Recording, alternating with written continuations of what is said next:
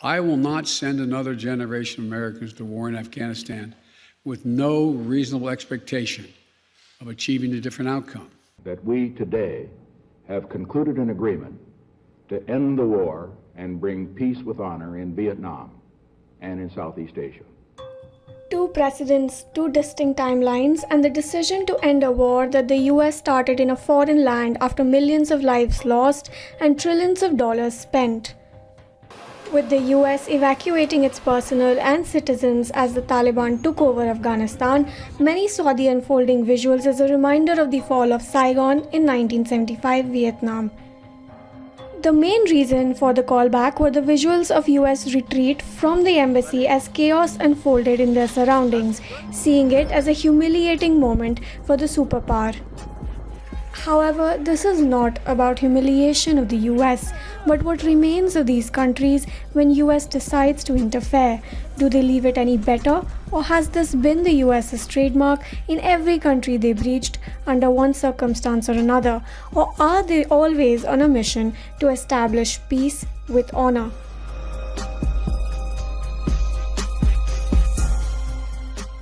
The Vietnam War was fought between North Vietnam and South Vietnam, with the US entering as South Vietnam's ally to prevent losing Vietnam to communism.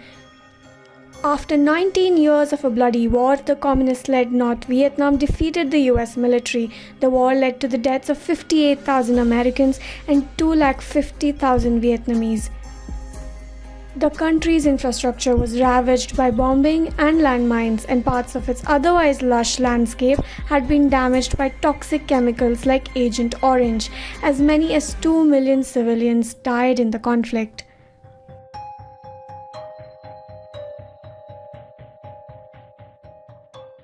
US invaded Iraq in 2003 to overthrow Saddam Hussein as part of the George W. Bush administration's war on terror, following the 9/11 attacks when Iraq had no connection to those attacks. After around 8 years of the war, the loss of civilian lives is still being ascertained and has fluctuated significantly between 2003 and 2021, leaving tens of thousands of civilians dead and displaced in their own homeland.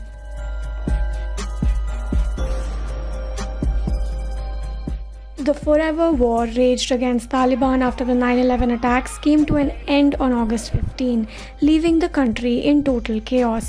The estimated losses in the Afghan security forces has been estimated at 69,000, a number of civilians and militants killed at around 51,000 each.